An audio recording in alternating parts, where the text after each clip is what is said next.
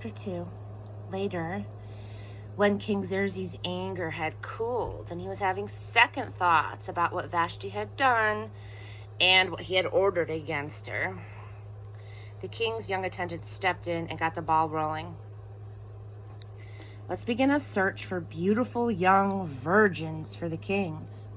Let the king appoint officials in every province of his kingdom to bring every beautiful young virgin to the palace complex of Susa and to the harem run by Haggai, the king's eunuch who oversees the women. He will put them through their beauty treatments. Then let the girl who best pleases the king be made queen in the palace of Vashti. The king liked this advice and took it. Now, there was a Jew who lived in the palace complex in Susa. His name was Mordecai, the son of Jair, the son of Shimei, the son of Kish, a Benjaminite. His ancestors had been taken from Jerusalem with the exiles and carried off with King Jehoiakim of Judah by King Nebuchadnezzar of Babylon into exile. Mordecai had reared his cousin Hadassah, otherwise known as Esther, since she had no father or mother. The girl had a good figure and a beautiful face. After her parents died, Mordecai had adopted her.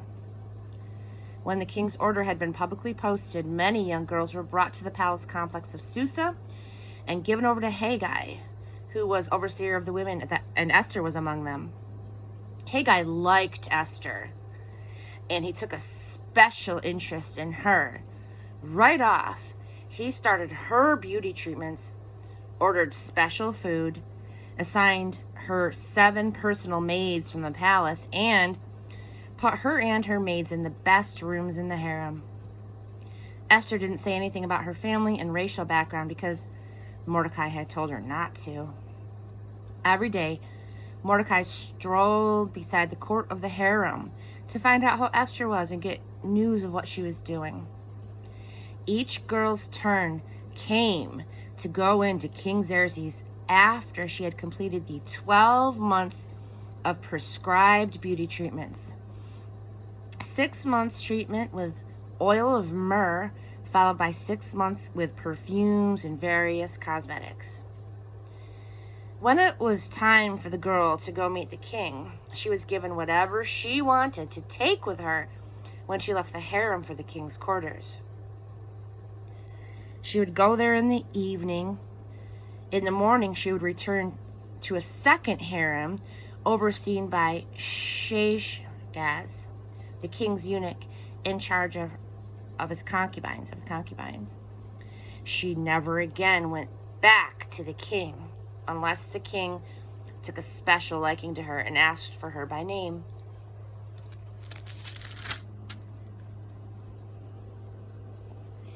When it was Esther's turn to go to the king, Esther, the daughter of Abihail, the uncle of Mordecai, who had adopted her as his daughter, she asked for nothing other than what Haggai, the king's eunuch in charge of the harem, had recommended. Esther, just as she was, won the admiration of everyone who saw her. She was taken into King Xerxes in the royal palace in the 10th month, the month of Tabith, in the 7th year of the king's reign. The king fell in love with Esther far more than with any of his other women or any of the other virgins. He was totally smitten by her. He placed a royal crown on her head and made her queen in place of Vashti. And then the king gave a great banquet for all of his nobles and officials, Esther's banquet. He proclaimed a holiday for all of the provinces, and he handed out gifts with royal generosity. On one of the occasions when the virgins were being gathered together, Mordecai was sitting at the king's gate. All this time, Esther had kept her family background and race a secret, as Mordecai had ordered. Esther still did what Mordecai told her, just as when she was being raised by him. Aww. On this day, with Mordecai sitting at the king's gate, Bigthana and Teresh, 2 of the king's eunuchs, who guarded the entrance. They had it in for the king, and they were making plans to kill King Xerxes.